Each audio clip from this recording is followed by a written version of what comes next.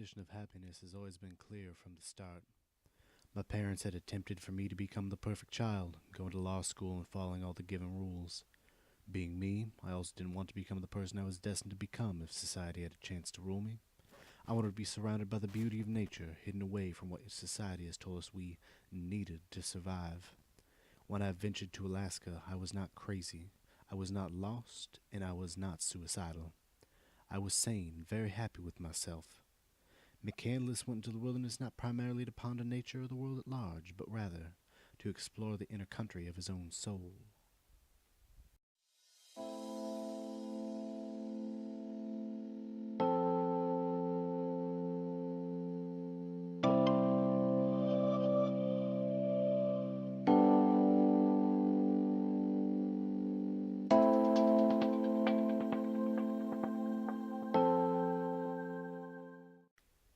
I took this trip to get away from society, away from my family, to take a break and decide who I wanted to be and to become.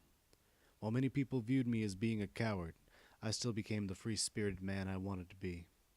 Many people regard the situation I was in to be sublime until I decided to abandon my level of material comfort and fend for myself. I felt as if I needed to isolate myself and leave my past life as Christopher McCandless. That's who society had made me become. In order to endure my new life, I had to take a risky, life-taking adventure and change my name to Alex Supertramp.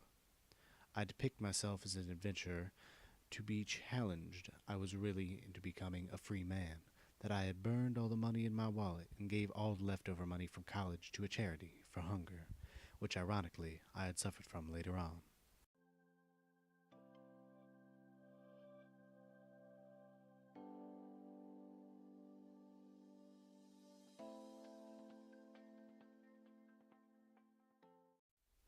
Many people say that a relationship between father and son is the most important bond that is later on used in life.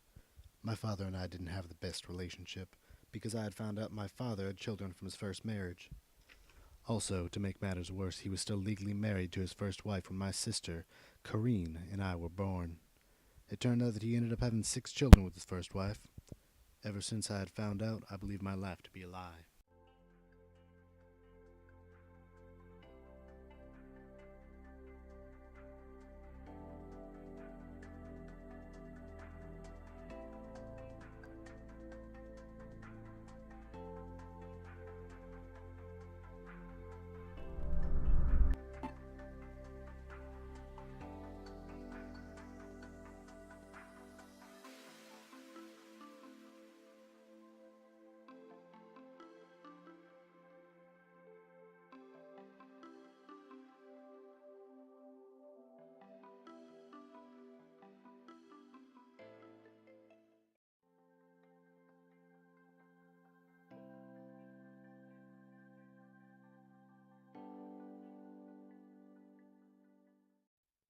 Something not everyone knows about me is that I am highly educated.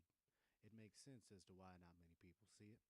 Since I had burned my cash and gave all my money away, I had to get a job as a fry cook at McDonald's. I only made $6.25 an hour, but hey, money is money. There were a few things that I hated about working at McDonald's. I was often asked at work if I needed soap or whether or not I needed a bath.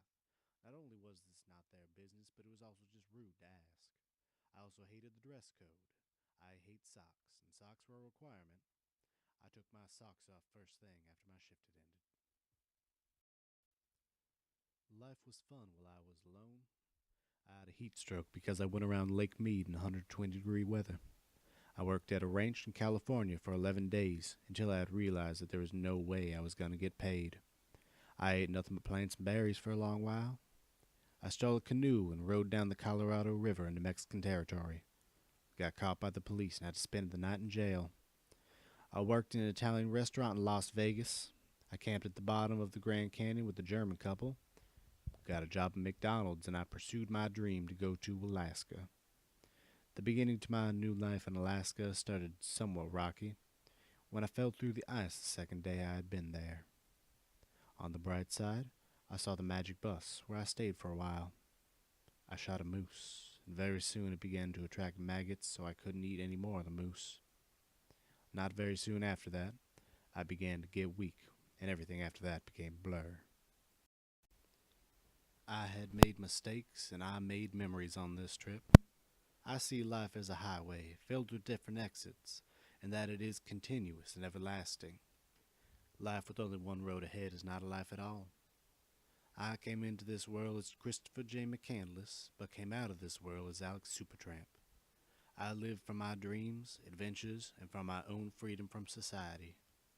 Anyone can sit for hours at a time and ponder the meaning of life.